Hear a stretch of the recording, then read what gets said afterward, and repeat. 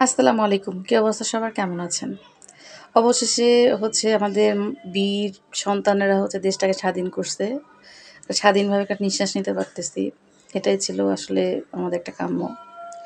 অনেক রক্ত ঝরার পরে কিন্তু আমাদের দেশটা আবার ২য় বার স্বাধীন হইল। ১৯৭১ এর যুদ্ধ দেখি নাই। কিন্তু ২৪ এর যুদ্ধ কিন্তু নিজের চোখ দিয়ে দেখলাম। যুদ্ধ করা কিন্তু সত্যিই খুবই কষ্টের। যুদ্ধ তো যুদ্ধই। রক্ত না ঝরলে নাকি দেশটাকে স্বাধীন করা যায় না। সেম ২৪ সালে কিন্তু আমাদের ছাত্রছাত্রীরা কিন্তু রক্ত ঝরায়ে দেশটাকে আবার স্বাধীন করলো। স্বাধীন দেশে আমরা স্বাধীন নাগরিক। স্বাধীন হওয়ার পরেও কিন্তু দেশটা কি স্বাধীন আছে?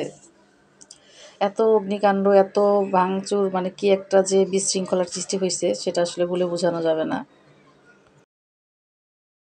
এই তো ঘুম থেকে উঠেই একটু বারান্দায় কিছু কাপড় ছিল। কালকে ধুয়ে দিয়েছিলাম, ওগুলো শুকায় গেছে, ওগুলো উঠায় নিয়ে আসলাম। আর নাস্তা-টাস্তা করে এখন দুপুরের জন্য রান্না করতেছি। দুপুরে আজকে রান্না করব করলা ভাজি। করলা ভাজিটা আমি ১ম এ কড়াইয়ে দিছিলাম। কিন্তু দেওয়ার পরে হালকা একটু পুড়ে যায়। পরে আবার ফ্রাই প্যানে দিয়ে দিলাম। আসলে তাড়াহুড়া করে কিন্তু কোনো কাজ করাই ঠিক না। আমি তাড়াহুড়া করতে যেয়ে ভাজিটাকে পুড়ায় ফেলছি। আবার নতুন করে ভাজি করতেছি। আর কিছু ছোট মাছ বের করে নিছি। এগুলো দিয়েই দুপুরে খাবারটা খাবো।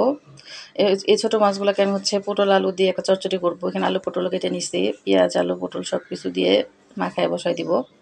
আমার কাছে কেন জানি মাখানো তরকারিটা অনেক বেশি ভালো লাগে। কে বাসায় মাখায় তরকারি রান্না করেন প্লিজ কমেন্ট করে শেয়ার করবেন। মনে হয় যে ওই কষায় রান্না করার চেয়ে মনে হয় যে ছোট মাছগুলো এইভাবে মানে মাখায় দিলেই মনে হয় বেশি টেস্ট লাগে। এ তো সব মসলা দিয়ে একদম ভালো করে মাখায় নিব। মাছগুলো যেহেতু একটু মানে ছোট ছিল ওইজন্য একটু পরে মাখাবো। সবজিগুলোকে ভালো করে মাখায় নিব। লাস্টে একটু জিরার গুঁড়াও দিয়ে দিলাম। আর এটাতে শুধু আমি কাঁচামরিচ আর পেঁয়াজটাই ব্যবহার করব। আমি কোনো গুঁড়া মরিচ দিব না। তরকারিটা খেতে কিন্তু বেশ মজা হয়েছিল, খুবই ভালো লাগছে। এতদিন ভিতরে একটা অস্থিরতা ছিল যে দেশের মধ্যে যে যুদ্ধ শুরু হইছে, কত মানুষ মারা যাইতেছে। মানে খুবই একটা আতঙ্ক ছিল। নিজের বাসার ভিতরেও ভয় পাইতেছিলাম যে মানে হেলিকপ্টার গেলে কেমন যেন মনের ভিতর ভয় লাগতো। কখন মনে হয় উপর থেকে গুলি করে দেয়। কিন্তু সে একটা স্বস্তি আসলো। কিন্তু আশেপাশে যেভাবে ভাঙচুর করতেছে এটা কিন্তু আসলে আমরা মানে একদমই আশা করি নাই। মানে খুবই একটা কষ্টদায়ক। আসলে আমরা তো না করলে হবে না। যারা ভাঙতেছে, যারাই করতেছে তাদেরকেই মানে সচেতন হইতে হবে যে না এটা আমাদের অন্যায়।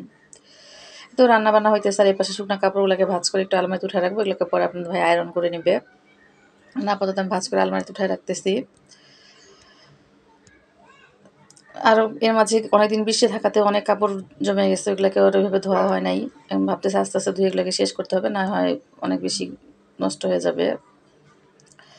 এই তো রান্না করতে, করতে আপনাদের সাথে গল্প করলাম। মোটামুটি খাওয়া-দাওয়া শুরু করে দিছি। গোসল-টোসল করা শেষ। এবার খাওয়া-দাওয়ার পালা।